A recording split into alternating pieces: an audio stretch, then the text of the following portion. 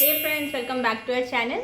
Course में आए हुए हमको 3 साल हो चुके हैं और हमने अपना फर्स्ट फॉर्मुलेशन बना लिया है, दैट इज़ द कुष्ठग्न महाकषाय वटी। और ये फुल जार हमने बनाया है, तो इस पूरी वीडियो में हम बात करने वाले हैं the story behind this Vati making. तो वीडियो को लास्ट तक ज़रूर देखें। जो ये वटी बनाई है कुष्ठग्न महाकषाय वटी, ये कुछ टैबलेट्स हैं जो कि स्किन डिजीज़ में यूज़ होती हैं। तो जब आप बीएमएस कोर्स करोगे और सेकंड प्रॉफ में आओगे तो आपके बहुत सारे सब्जेक्ट्स होते हैं, जैसे कि रसशास्त्र, अगध तंत्र और भी बहुत सारे, जिसमें आपको फॉर्मुलेशंस मिलते हैं, जिसमें प्रैक्टिकल्स होते हैं, जिसमें आपको प्रैक्टिकल में या प्रोजेक्ट्स में या असाइनमेंट्स में आपको फॉर्मुलेशंस मिलते हैं और आपको बना के सबमिट करने होते हैं। तो ये उसी का एक पार्ट है, एक सब्जेक्ट हमारा अगध तंत्र। उसमें आपको कोई भी प्रोजेक्ट मिल सकता है। तो जो कॉलेज वाले होंगे वो आपको लिस्ट बना के देते हैं, आपको ग्रुप में डिवाइड करते हैं 5-6 बच्चों में, और आपको कोई टॉपिक दे देंगे कि आपको ये फॉर्मुलेशन बना के लाना है। उसके इंग्रेडिएंट्स बता देंगे और रेफरेंस बता देंगे कि कहाँ से वो टेक्सचुअल लिया गया है। तो हमारा जो टॉपिक था कुष्ठग्न महाकषाय वटी, तो इसका जो हमें रेफरेंस दिया गया था वो था चरक सूत्र 4, जिसमें सारे महाकषाय बताए गए हैं। तो ये भी एक अनुभूत कल्पना है। अनुभूत कल्पना यानी कि आपको प्रोसीजर नहीं बताया जाएगा, आपको खुद बनानी है, क्योंकि चरक सूत्र 4 में सारे महाकषायों का वर्णन है।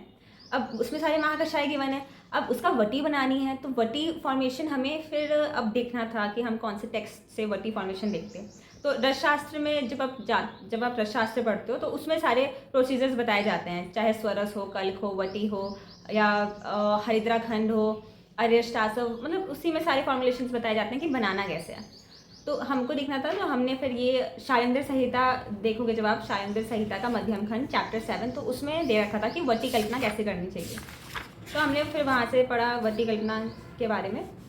फार्मास्यूटिक्स की बुक भी देखी कि मॉडर्न में कैसे टैबलेट्स बनाते हैं, हमने वो सारी चीज़ें पढ़ी कि फार्मास्यूटिक्स की बुक देखी, उसमें प्रोसीजर और उसमें क्या एक्सिपिएंट्स यूज़ होते हैं टैबलेट बनाने में। फिर वटी बनाने से पहले एक चीज़ मैं आपको बता दूं कि आयुर्वेद में ना 2 प्रकार की वटियाँ होती हैं। एक होती है जिसमें काष्ठ औषधि होती है, यानी कि ओनली प्लांट्स जिसमें इंग्रेडिएंट्स होंगे, एक वो वटी यानी कि टैबलेट होती है। और एक होती है रस औषधि वाली टैबलेट, जिसमें आपके मिनरल्स या मेटल्स भी होंगे, जैसे कि आपने सुना होगा आरोग्यवर्धनी वटी या संजीवनी वटी, तो उसमें कुछ मेटल्स या मिनरल्स का भी यूज़ किया जाता है। और काष्ठ औषधि वाली टैबलेट्स में केवल, जैसे लवंगाडी वटी या फिर गिलोय वटी, उसमें केवल प्लांट बेस्ड टैबलेट्स होती हैं वो। तो हमारा जो महाकषाय था, इसमें जितने भी इंग्रेडिएंट्स थे वो सब प्लांट बेस्ड ही थे।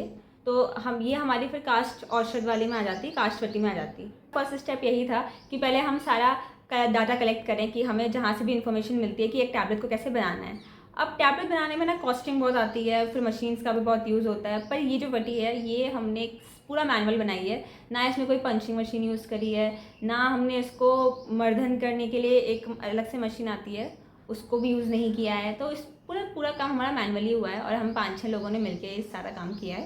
तो पहले तो ये आया कि अब हम इसका इन्फॉर्मेशन इकट्ठा करें। तो हमने जब सारी बुक्स देख ली, उसके बाद हमने सोचा कि फार्मेसी भी जाके, तो हम कुछ फार्मेसीज विजिट किए, वहाँ जाके हमने उन लोगों से एडवाइस ली कि कैसे वटी बनाएं। तो उसके इंग्रेडिएंट्स 10 थे कि उसमें था खदिर, अभया, हरिद्रा, आरगवद, भल्लातक और करवीर और जाति, सप्पन, मतलब ऐसे 10 इंग्रेडिएंट्स थे इसमें। तो वो सारे 10 इंग्रेडिएंट्स अब हमें कलेक्ट करने थे। तो कॉलेज कैंपस में मैक्सिमम लगे हुए थे सारे, बट टाइम के हिसाब से कुछ के फ्रूट्स थे, कुछ के त्वक थे। अच्छा, बहुत सारे पौधों का तो हमें रूट लेनी थी, तो रूट अवेलेबल भी नहीं थी। और तो हमने कॉलेज से नहीं कलेक्ट किया, हम यहाँ पर एक लोकल शॉप है, हमने वहाँ से सारे रॉ इंग्रेडिएंट्स को इकट्ठा किया। किसी की हमें त्वक लेनी थी, किसी का हमें फ्रूट की जो मज्जा होती है यानी कि फ्रूट पल्प और वो लेनी थी। जैसे चमेली था, उसके हमें लीव्स लेनी थी, तो वो हमने कॉलेज से कलेक्ट कर ली।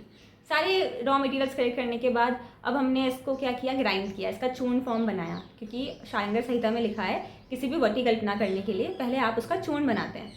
तो सारे रॉ इंग्रेडिएंट्स लिए हमने उसको ग्राइंड किया, उसका चूर्ण बनाया। अब चूर्ण बनने के बाद हमने फिर क्या किया, इसका अब आती थी इसकी भावना देने का टाइम आया कि हमने इसको, अब हमें किसी भी लिक्विड में हमें इसके काफ़ी देर तक इसका मर्दन करना था, जिसको हम भावना बोलते हैं। तो हमने मर्दन करना शुरू किया। अब हम मर्दन भी कर देते, पर हमने जब एडवाइस ली फार्मेसी से जाके, तो हमें पता चला कि मर्दन करने के बाद आप वटी तो बना लोगे, लेकिन आपकी वटी ना टिकेगी नहीं, वो उसके बाद भी उसका फिर पाउडर फॉर्म में वापस आ जाएगी। तो हमको कोई बाइंडिंग एजेंट मिलाना था। और फार्मास्यूटिक्स की बुक में भी लिखा हुआ है कि बाइंडिंग एजेंट बहुत सारे होते हैं एक्सिपिएंट्स में, और भी चीज़ें होती हैं प्रिजर्वेटिव्स जैसे। तो अब हमने सोचा कि बाइंडिंग एजेंट क्या लें। अब ऐसी, क्योंकि एंशिएंट टेक्स्ट में कुछ बाइंडिंग एजेंट वैसे मेंशन है इसका, पर हमें कुछ ऐसा लेना था जो हमारी वटी की इफिकेसी को भी ख़राब ना करे।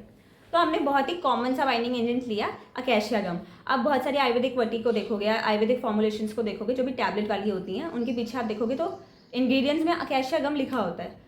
तो क्योंकि अकेशिया गम क्या होता है, एक बाइंडिंग एजेंट की तरह यूज़ होता है, और उसको मिलाने के बाद उसकी भावना देते हैं तो वो जल्दी से बाइंड करने लगता है। तो हमने फिर इसके चूर्ण किया, फिर इसको एक खल में रखा सारे इंग्रेडिएंट्स को, फिर उसकी उसको भावना देना शुरू किया। भावना का प्रोसेस था वो बहुत ही लंबा था, हमें शायद 2-3 दिन, काफ़ी दिन लग गए थे हमें भावना देने में। हम 5-6 लोगों ने अलग अलग टाइम पे जाके भावना दी, भावना काफ़ी देर तक देते रहे, तब जाके वो लास्ट में बनी। अच्छा, ये कंप्लीट प्रोसेस में ना हम मशीन्स का यूज़ कर सकते थे, बट मशीन अब यूज़ करने के लिए एप्लीकेशन और एक प्रोसीजर होता है, फिर देखना पड़ता है कि वो मशीन कोई और यूज़ तो नहीं कर रहा, पीजी स्कॉलर्स तो यूज़ नहीं कर रहे हैं, खाली है वो मशीन या नहीं है। फिर मतलब प्रोसीजर बहुत लंबा होता है, इसलिए हमने मशीन्स यूज़ नहीं करी।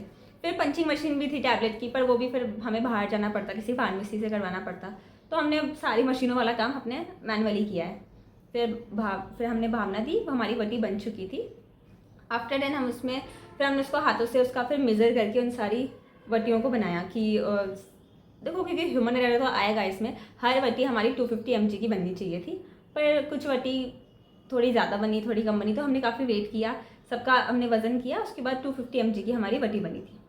फिर अब वटी बनने के बाद क्या था, हमने जब एक बैच बनाया ना, तो हमें फिर पता चला एक प्रॉब्लम आ गई। अब वो ये थी कि इसमें फंगस लग रही थी, क्योंकि हमने वाटर यूज़ किया था, तो मॉइस्चर कंटेंट ना सुखाने के बाद भी नहीं जा रहा था। तो अब हमें लगा कि यार ऐसे तो वटियाँ बनाने के बाद भी ख़राब हो जाएंगी। तो यहाँ पर अब हमने फार्मास्यूटिक्स की बुक देखी, तो उसमें लिखा था कि अब हम इसमें प्रिजर्वेटिव मिला सकते हैं। यूजुअली टैबलेट्स में प्रिजर्वेटिव नहीं मिलाते हैं, बट हमारे में वाटर कंटेंट था, तो हमने फिर इसमें मिलाया 0.1% सोडियम बेंजोएट हमने इसमें मिलाया एज अ प्रिजर्वेटिव, ताकि इसमें फंगस ना लगे। और क्योंकि फार्मास्यूटिक्स की बुक में भी 0.5 से 0.1 तक मिला सकते थे, तो हमने इसमें हमारा जितना क्वांटिटी थी उसका रेशियो निकाल के हमने उसमें 0.1% सोडियम बेंजोएट मिलाया। फिर उसके बाद वो फंगस वाला जो अगला बैच हमने बनाया उसमें कोई फंगस नहीं लगी, और वो अच्छी खासी हमने इसे सन ड्राई किया और वो बन गई। तो बहुत अच्छी वटी बनी। इसे हमने काफ़ी दिनों तक इसको अच्छे से सुखाया, और फिर लास्ट में हमने इसको एक बॉक्स में करके इसकी लेबलिंग कर दी। तो ये थी वटी बनाने की कहानी। हमने काफ़ी 5 लोगों ने मिलके जो बनाई वटी, काफ़ी टाइम लगा हमको, पर हमें काफ़ी मज़ा भी आया वटी बनाने में, क्योंकि पहली बार लगा कि कुछ प्रैक्टिकल कर रहे हैं और हम अपने हाथों से मेडिसिन बना रहे हैं, तो बहुत अच्छी फीलिंग थी वो।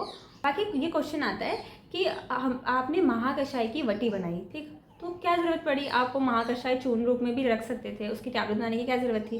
क्योंकि पेशेंट को देना है तो आप उसका चूर्ण दे दो, उसका जो पाउडर है उसको बोलो कि भाई ठीक है, इस पानी के साथ तुम इस पाउडर को ले लो। पर वहाँ ना इफिकेसी की बात आ जाती है कि जो महाकषाय होता है, यानी कि जो आपका पाउडर फॉर्म होता है, वो 2 महीना चलता है। ज़्यादा से ज़्यादा DNC एक्ट में लिखा हुआ है कि वो 2 साल चल जाएगा, लेकिन जहाँ वटी और टैबलेट्स की बात आती है ना, तो उनकी जो इफिकेसी होती है वो बढ़ जाती है। So this was the story of Vati making. तो वीडियो आपको कैसा लगा, अपना फीडबैक दें और कमेंट सेक्शन में बताएं मुझे। कोई क्वेश्चन हो तो मिलते हैं आपसे नेक्स्ट वीडियो में, तब तक के लिए स्टे ट्यून्ड।